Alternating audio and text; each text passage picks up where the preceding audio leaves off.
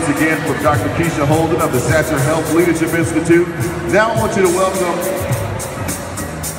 from Standard of Care Psychological Services, please welcome Dr. Johnson. Dr. Johnson. Hello, everybody. Hello. So this is the deal. Whenever I get up to speak about mental health, people kind of disappear. They don't listen. Nobody wants to talk about mental health. But how many of you know that your mind is not separate from your body, right? If your mind ain't right, you ain't right, okay? So listen up, I won't be in front of you long, but it's very important to pay attention to your mental health. People are hurting, they're dying. People are depressed and anxious and they can't reach their goals because of this hurting and because of things that they're going through. And so even if just one person can hear me today, then I've done my job, okay? It's really, really tough because for some reason in our community, we don't pay attention to our emotions. We don't pay attention to how we feel. We don't pay attention to when we're overwhelmed. But what happens is when you're stressed, when you're depressed, when you're anxious, it impacts your body. You get high blood pressure, you get insomnia, all sorts of things happen. You don't reach your full potential. And so it's a very easy fix. The fix is to pay attention to your emotional health. Now, even if you don't want to do it for yourselves, which is understandable, I guess, if you're stuck in your ways, think about our children. Our kids are watching you, okay? They're following in your footsteps. So if you aren't taking care of yourself, then your kids won't take care of themselves, and their kids won't take care of themselves. And that's what's happening. In my practice, I see a lot of women, and I also see a lot of adolescents who are in trouble. They're in trouble. Our juvenile jails are filled with our black boys. Filled with them. Our black boys in our community, juvenile jails are filled with them. As young as 10 years old, okay? If you think about a 10-year-old boy, he should not be in juvenile jail. That's right. He should not be. Most of the time, in my experience, it's because he's hurting. He's hurting. He's not a bad child, okay? He's not a child who has no home training or who doesn't know better. It's a child who's hurting and who's reaching out for more. And as adults, if we're not paying attention and if we don't know what to do when something like that happens, the cycle will continue. You guys have heard of the pipeline to prison, so where they predict third graders who are below average readers will end up in jail. There's research about our kids starting at 4 years old predicting that they will be in jail. That should outrage you guys. It outrages me. Yeah. And it's happening. Yeah. So what do we do about that? We get our kids help. We pay attention to our emotional needs. Therapy is not for crazy people, okay? Everybody needs someone to talk to. Everybody needs social skills and coping skills, and they need to know how to problem solve.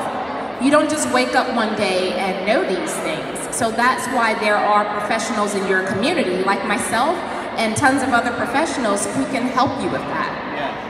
So one thing I want to charge you with is to be more aware of mental health needs and emotional health needs. We all could be feeling a little better and doing a little better. So at least pay attention to how you're feeling, to the people you love and care about how they're feeling. Because believe it or not, suicide in our community is really high. People actually kill themselves because they're depressed and because they are sad. Isn't it a shame that that's something we can prevent? We can do something about that, but we're so, I guess, guilt-filled and shame-filled that we just ignore mental health needs. And it's something about our community that makes us feel ashamed about feeling or feeling a certain way. And we have to get rid of that. We have to dispel the myths about mental health. We have to educate ourselves. And we have to use our resources wisely. This community has excellent resources, guys, excellent resources. I'm right on Cascade Road, and in the area of my practice, there are tons of other clinicians, wonderful psychologists, counselors, those sorts of things, who are there waiting, willing, and ready to help, okay? So pay attention to your resources. The other thing I want to speak about really briefly, because I never, whenever I have an opportunity to speak, I try to always talk about sexual trauma. So when we think about sexual abuse, we always think about somebody else's culture, the people on TV, but it's us too. 1 in 4 girls and 1 in 6 boys are sexually abused by their 18th birthday. 1 in 4 girls and 1 in 6 boys are sexually abused by their 18th birthday. And we have to do something about that. And it's a secret that so many people carry around for so long, for years and years and years and years. And it's such a secret that it keeps them from reaching their full potential. But that type of trauma is treatable. It is tough to get through, but you can get through it. The other thing we need to talk about is prevention, okay? About prevention. I just created a new DVD called My Job, Your Job, Our Job, and it talks about keeping our kids safe. And it's something you should check out because it's a really nice way of putting it all together. It talks about how to keep our kids safe from getting caught up in legal issues that they should not get caught up in.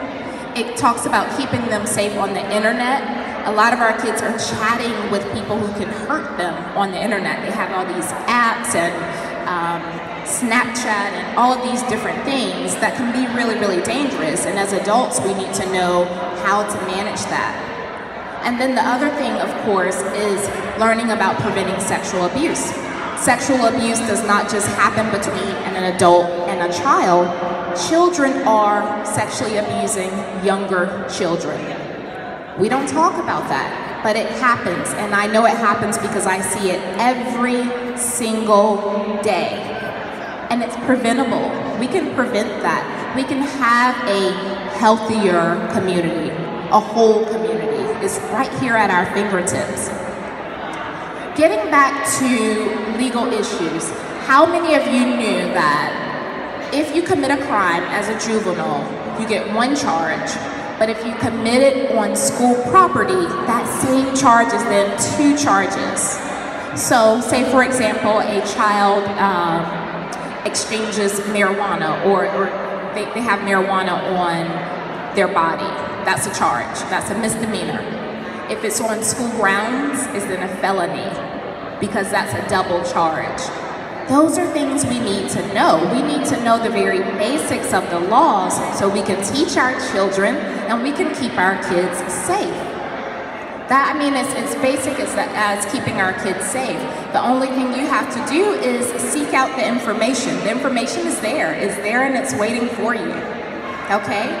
So I just wanted to say hello and introduce myself again. I'm Dr. Rashana Johnson-Verwain, and I go by Dr. RJ. I'm located on Cascade Road and also in Forest Park, Georgia. So come by our table, say hello, talk one-on-one if you'd like to, and I'm looking forward to helping you make our community a healthier and happier community. Thank you.